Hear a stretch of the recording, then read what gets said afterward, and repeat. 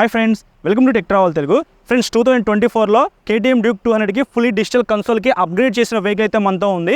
ఈ వెహికల్కి సంబంధించిన ఎగ్జాక్ట్గా ఆన్ రోడ్ ప్రైస్ ఎంత, స్పెసిఫికేషన్స్ ఏంటి, తర్వాత ఈ వెహికల్ నేను రైడ్ చేస్తాను, నా రైడ్ ఎక్స్పీరియన్స్ మీతో షేర్ చేసుకుంటా.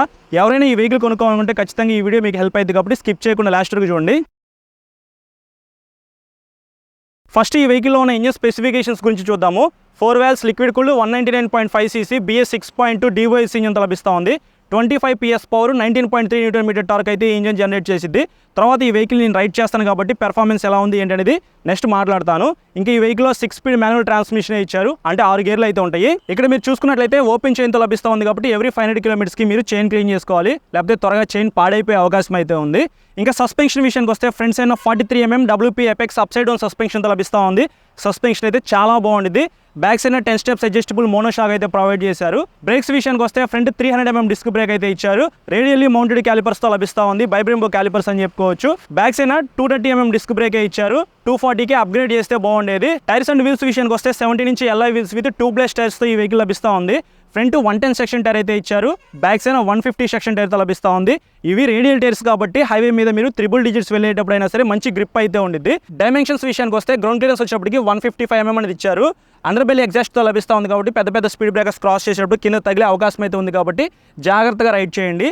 సీట్ హైట్ విషయానికి వస్తే 822 mm లభిస్తూ ఉంది. నేనైతే 5'8" హైట్ అయితే ఉంటాను. నాకైతే కాళ్ళు పర్ఫెక్ట్గా కింద అందినాయి. 159 kgs వెయిట్ ఉంది కాబట్టి కొంచెం వెయిట్ అయితే ఫీల్ అవుతారు. షార్ట్ రైడర్స్ అయితే మినిమం 5.5 కన్నా హైట్ ఎక్కువ ఉన్న ఈ వెహికల్ ప్రాపర్గా రైడ్ చేయగలరు. 13.4 litres fuel tank capacity, metal fuel tank finishing అయితే చాలా బాగుంది.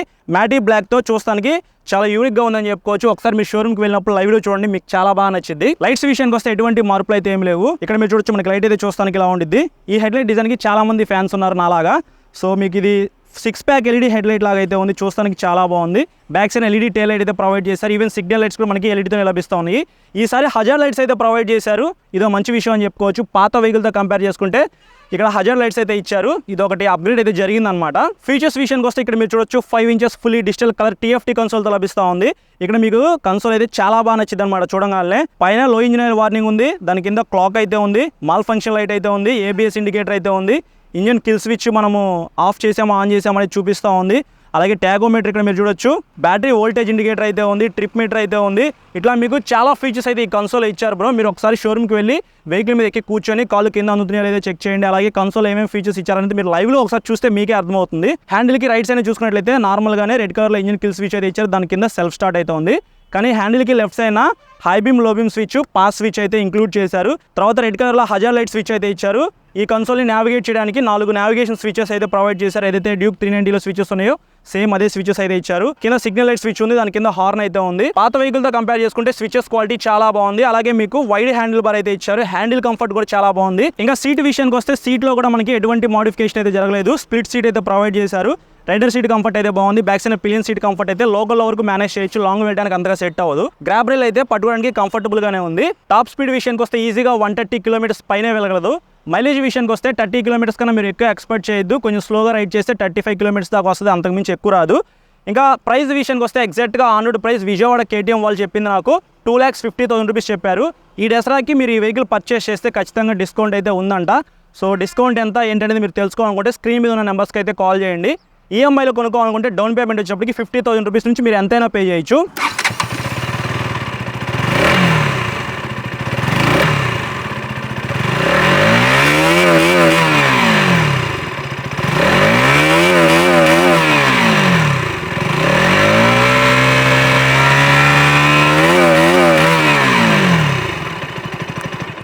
ఫ్రెండ్స్, ఇప్పుడు ఈ వెహికల్ని రైడ్ చేద్దాం. నా రైడ్ ఎక్స్పీరియన్స్ మీతో షేర్ చేసుకుంటా.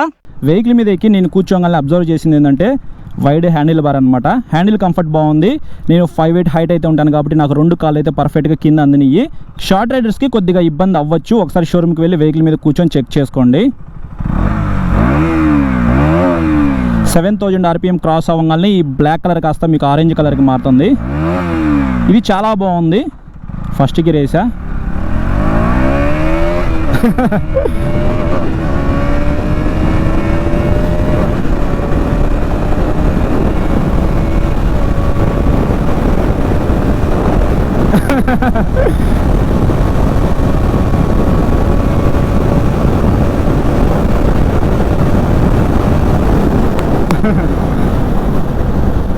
ఈజీగా 130 కిలోమీటర్స్ పైనే మీరు టాప్ స్పీడ్ అయితే వెళ్ళొచ్చు. ఇంత స్పీడ్లో వెళ్తే మాత్రం మీకు 30-35 కిలోమీటర్స్ కన్నా మైలేజ్ అయితే ఎక్కువ రాదు, అది మీరు గమనించాలి. మైలేజ్ కావాలంటే కొంచెం స్లోగా రైడ్ చేయాలి. వెహికల్ గురించి కొద్దిసేపు మాట్లాడుకుందాం. హ్యాండిల్ కంఫర్ట్, సీట్ కంఫర్ట్ బాగుంది, కానీ సీట్ అయితే కొంచెం హార్డ్ ఉంది. కంటిన్యూగా మీరు 300, 400, 500 కిలోమీటర్స్ వెళ్ళాలన్నా వెళ్ళిపోవచ్చు. కాకపోతే ఎక్కువసేపు కూర్చొని రైడ్ చేయడం వల్ల మీకు బ్యాక్ సైడ్ పెయిన్ వచ్చే అవకాశం అయితే ఉంది. కాబట్టి చిన్న చిన్న బ్రేక్స్ తీసుకుంటూ లాంగ్ రైడ్కి అయితే వెళ్ళిపోండి. క్లచ్ అయితే స్మూత్గానే ఉంది ప్రజెంట్ అయితే. కొన్ని రోజులు యూజ్ చేసే కొద్దిగా హార్డ్ అవ్వచ్చు, అప్పుడు మీరు ఈ కేబుల్ అయితే మార్చుకోవాలి. ట్రాన్స్మిషన్ కూడా స్మూత్గానే ఉంది, కానీ గేర్లు డౌన్ చేసేటప్పుడు కొద్దిగా హార్డ్ అయితే ఉంది. క్విక్ షిఫ్ట్ ఇస్తే బాగుండేది. క్విక్ షిఫ్ట్, స్లిప్పర్ క్లచ్ ఇస్తే మాత్రం చాలా బాగుండేది. 2,50,000 రూపీస్ ప్రైస్ పెట్టారు కాబట్టి ఆ రెండు కూడా ఇస్తే ఎక్సలెంట్గా ఉండేదని చెప్పుకోవచ్చు. 200 cc ఇంక ఈ వెహికల్ కొట్టే వెహికల్ ఇంకోటి ఉండేది కాదనమాట. అదొకటి మైనస్ నాకు అనిపించింది. ఈ దసరాకి ఈ వెహికల్ మీరు కొనుక్కుంటే మంచి మంచి ఆఫర్స్ అయితే ప్రొవైడ్ చేస్తూ ఉన్నారు KTM విజయవాడ వాళ్ళు. 50,000 రూపాయలు డౌన్ పేమెంట్ చేసినా సరే మంచి సిబిల్ స్కోర్ ఉంటే ఈ వెహికల్ మీకు ఇస్తారంట. స్క్రీన్ మీద నెంబర్స్ పెట్టేస్తాను కాబట్టి ఒకసారి వాళ్ళని అడిగి కనుక్కోండి, మీకు ఏమైనా డౌట్స్ ఉంటే వాళ్ళు క్లారిఫై చేస్తారు. బ్రేక్స్ బాగానే ఉన్నాయి, కాకపోతే ఎక్సలెంట్ అని చెప్పను. డ్యూక్ 390లో అలాగే విట్పిలియన్ 250లో మీకు మంచి డిస్క్ బ్రేక్స్ అయితే ప్రొవైడ్ చేశారు. Front 320mm, back side 240mm disc brakes ఈ వెహికల్కి ఇచ్చి అప్గ్రేడ్ చేస్తే బాగుండేది. అలా ఏమి ఇవ్వలేదు. పాత డ్యూక్ 200లో ఏదైతే డిస్క్ బ్రేక్స్ ఉన్నాయో అవే ఇచ్చారు. 300mm, 230mm ఓకే, బాగానే పెర్ఫామ్ చేస్తూ ఉన్నాయి. బట్ కొంచెం పెద్ద ఇస్తే ఇంకా బాగుండేది. 25 PS పవర్, 19.3 Nm టార్క్ అయితే ఈ ఇంజన్ జనరేట్ చేసేది. ఇంజన్ పెర్ఫార్మెన్స్ బాగుంది. అంత పవర్ఫుల్ వెహికల్కి మంచి బ్రేక్స్ ఇస్తే బాగుంది అనిపించింది నాకు. Up side down suspension front బాగుంది, కొంచెం హార్డ్ అయితే ఉంది, కానీ బ్యాక్ సైడ్ మీకు అడ్జస్టబుల్ మోనోషాక్ అయితే స్మూత్గా ఉంది. ABS అయితే బాగానే ఎంగేజ్ అవుతుంది, ప్రాబ్లం అయితే ఏం లేదు. డిజైన్ పరంగా ఎటువంటి మార్పులు అయితే ఏమీ లేవు బ్రో. పాత వెహికల్ ఏదైతే ఉందో సేమ్ అదే వెహికల్ అనమాట. కన్సోల్ కొద్దిగా అప్గ్రేడ్ చేశారు.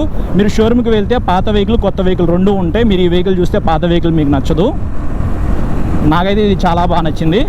చాలామందికి ఒక డౌట్ అయితే వస్తుంది, ఈ కన్సోల్ పాత వెహికల్కి పెట్టించుకోవచ్చా అని చెప్పేసి. నేను షోరూంలో ఉన్న మేనేజర్ గారిని అయితే అడిగాను, పెట్టించుకోవచ్చు అంట. కానీ 25,000 రూపీస్ నుంచి 30,000 రూపీస్ దాకా మనీ అయితే అవుతాయి అనమాట. అంటే ఈ console, handle bar, switches, wiring kit ఇవన్నీ మీరు మార్చుకోవాలంట.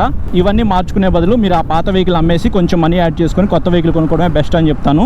ఈ కలర్స్ కూడా చాలా బాగున్నాయి. నాకైతే ఈ కలర్ బాగా నచ్చింది, బ్లాక్ కలర్ వీల్స్తో. ట్రెలిస్ ఫ్రేమ్ అయితే ఇచ్చారు. మీరు 130 స్పీడ్ వెళ్ళినా సరే మంచి స్టెబిలిటీ అయితే ఉండిద్ది.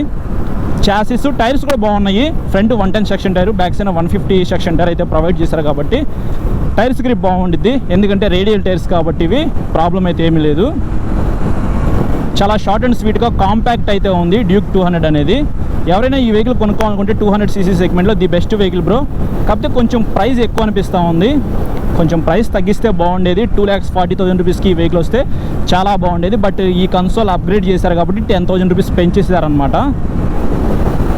కానీ KTM వెహికల్స్ చాలామందికి ఇష్టం, చాలామంది ఫ్యాన్స్ అయితే ఉంటారు. ఈ హెడ్లైట్ డిజైన్ అయితే చూస్తానికి చాలా బాగుంటుంది. సో మీకు ఇష్టము అని అనుకుంటే ఎంత అమౌంట్ పెట్టైనా సరే మీ సొంతం చేసుకోవాల్సిందే. నేను కూడా డ్యూక్ 200 యూజ్ చేస్తాను. దానికి సంబంధించిన డెడికేటెడ్గా వీడియో రికార్డ్ చేసి ఆ వెహికల్ ఎందుకు కొన్నాను ఏంటో చెప్పాను. Pros and cons, ownership review మొత్తం క్లియర్గా ఎక్స్ప్లెయిన్ చేశాను బ్రో. మీరు ఈ వెహికల్ కొనుక్కోవాలనుకుంటే ఆ వీడియోస్ కూడా చూడొచ్చు. ఈ వెహికల్ చాలా బాగుంది. జస్ట్ కన్సోల్ అప్గ్రేడ్ చేశారు, అలాగే హజార్డ్ లైట్స్ అయితే ఇచ్చారు అంతే. ఇంకా అంతకుమించి మీకు మోడిఫికేషన్స్ అయితే ఏమీ జరగలేదన్నమాట. అదే సస్పెన్షన్, అదే టైర్స్, అదే డిజైన్, అదే ఇంజను. సో ఈ స్విచెస్ క్వాలిటీ బాగుంది. ఈ స్విచెస్ అలాగే హజార్ లైట్స్, ఈ కన్సోల్ ఇవి కావాలి అని అనుకుంటే మీరు ఇది కొనుక్కోవచ్చు. షోరూంలో పాత వెహికల్స్ కూడా ఉన్నాయి. వాటి మీద మీకు 10,000 రూపీస్ దాకా డిస్కౌంట్ అయితే ఇస్తున్నారంట ఈ దసరాకి. సో అది best value for money vehicle అని చెప్తాను. కానీ మీరు అది కొనుక్కున్న తర్వాత ఈ కన్సోల్ వేయించుకోవాలి అంటే ఒక 30,000 రూపాయల దాకా అయ్యిద్ది అనుకోండి. సో మీకు అప్పుడు చాలా లాస్ అనమాట. కొనుక్కునేది ఏదో ఇదే కొనుక్కోండి, తర్వాత మోడిఫికేషన్ చేయించుకుంటాను అని అంటే మాత్రం వద్దు. వన్ టైం ఇన్వెస్ట్మెంట్ లాగా కొనుక్కోండి. మీ దగ్గర డబ్బులు లేకపోతే డౌన్ పేమెంట్ చేసైనా సరే ఈ వెహికల్ కొనుక్కోండి. అంతేగాని మీరు పాత వెహికల్ కొనుక్కొని తర్వాత మోడిఫికేషన్ చేయించుకుంటా అంటే నేనైతే సజెస్ట్ చేయను అట్లాగా. అండర్ బెల్ ఎగ్జాస్ట్ అయితే ఇచ్చారు. సో 155mm గ్రౌండ్ క్లియరెన్స్ కాబట్టి పెద్ద పెద్ద స్పీడ్ బ్రేకర్స్ క్రాస్ చేసేటప్పుడు జాగ్రత్తగా రైడ్ చేయాలి. ఫ్యూయల్ ట్యాంక్ అయితే నాకు చాలా బాగా నచ్చింది. నా డ్యూక్ 200లో మీకు గ్లాసీ బ్లాక్ అయితే ఇచ్చారు, కానీ ఇది మ్యాటీ బ్లాక్ అనమాట. Metal fuel tank, 13.4 litres fuel tank capacity. So మీరు లాంగ్ వెళ్ళడానికి ఈ ఫ్యూయల్ ట్యాంక్ కెపాసిటీ అయితే సరిపోయిద్ది. కానీ కొంచెం వెహికల్ అయితే హైట్ ఉంది. అదొకసారి మీరు షోరూమ్కి వెళ్ళి చెక్ చేసుకొని ఈ వెహికల్ అయితే కొనుక్కోవచ్చు. 200 cc ఇందాకే చెప్పినట్టు బెస్ట్ వెహికల్ అనమాట. సో ఇది ఫ్రెండ్స్ నా రైడ్ ఎక్స్పీరియన్స్ అయితే. ఫ్రెండ్స్ చూసారు కదా ప్రైజ్ అండ్ స్పెసిఫికేషన్స్, నా రైడ్ ఎక్స్పీరియన్స్.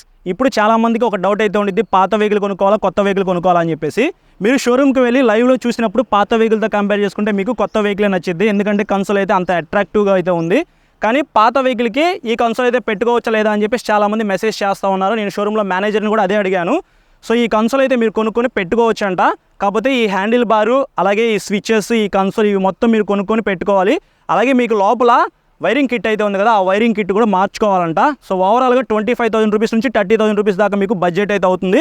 ఈ కన్సోల్ అనేది మీరు మార్పించుకుంటే పాత వెహికల్కి 30,000 రూపాయలు మీరు పే చేసి ఈ కన్సోల్ మార్పించుకోవాలనుకుంటే మార్పించుకోవచ్చు. నేనైతే మీకు సజెస్ట్ చేయను, అంత పెట్టి మీరు మార్పించుకోవాల్సిన అవసరం అయితే ఏం లేదు, ఉన్నది ఉన్నట్టుగా వాడుకోండి. ఇంకా ఈ వెహికల్ బాగుందా లేదా అనే దాని గురించి మాట్లాడుకున్నట్లయితే పెర్ఫార్మెన్స్ చాలా బాగుంది, మీకు ఎటువంటి మార్పు అయితే ఏం లేదు. పాత వెహికల్తో కంపేర్ చేస్తే కొత్త వెహికల్లో పెర్ఫార్మెన్స్ అయితే సేమ్ ఉంది. సస్పెన్షన్ చాలా బాగా పెర్ఫార్మ్ చేస్తూ ఉంది, టైర్స్ గ్రిప్ అయితే బాగుంది, ఇంజిన్ రిఫైన్మెంట్ స్మూత్గా ఉంది. ట్రాన్స్మిషన్ అయితే మీకు మరీ అంత స్మూత్ లేదు, కొంచెం హార్డ్ అయితే అనిపించింది, అది ఇందాక నేను ఆల్రెడీ చెప్పాను కదా. సో ఓవరాల్గా ఓకే బ్రో, 2,50,000 రూపీస్కి మీరు ఈ వెహికల్ అయితే కొనుక్కోవచ్చు. కొంచెం ప్రైస్ ఎక్కువే అయినప్పటికీ మీకు ఈ కన్సోల్ కావాలి, ఈ డిజైన్ కావాలి అని అనుకుంటే కొనుక్కోవాల్సిందే, తప్పదు, మనం డబ్బులు ఎక్కువ పెట్టాల్సిందే. ఈ వెహికల్ గురించి నేను ఎక్కువ చెప్పాల్సిన అవసరం కూడా లేదు. సో చాలా మందికి ఈ డిజైన్ నచ్చితే ఎంత పెట్టైనా సరే కొనుక్కుంటారనమాట. లేదు నా దగ్గర అంత బడ్జెట్ లేదు అని అనుకుంటే మీరు వేరే వెహికల్స్ కూడా కొనుక్కోవచ్చు. సో ఇది ఫ్రెండ్స్ ఓవరాల్గా KTM డ్యూక్ 200కి సంబంధించిన ప్రైజ్ అండ్ స్పెసిఫికేషన్స్, నా రైడ్ ఎక్స్పీరియన్స్. ఈ వీడియో నచ్చితే మాత్రం లైక్ చేసి మీ ఫ్రెండ్స్ అందరికీ షేర్ చేయండి. మీకు ఏమైనా డౌట్స్ ఉన్నాయనుకోండి ఇన్స్టాగ్రామ్లో ఫాలో అయిన తర్వాత మెసేజ్ చేయండి, నేను మెసేజ్ చూస్తే మీకు ఖచ్చితంగా రిప్లై అయితే ఇస్తాను. చాలా మంది సబ్స్క్రైబ్ చేయకుండా చూస్తున్నారు, సబ్స్క్రైబ్ చేసుకుని పక్కన బెల్ ఐకాన్ అయితే క్లిక్ చేసి పెట్టుకొని నేను వీడియో పెట్టిన వెంటనే మీకు నోటిఫికేషన్ అయితే వస్తుంది. Thank you.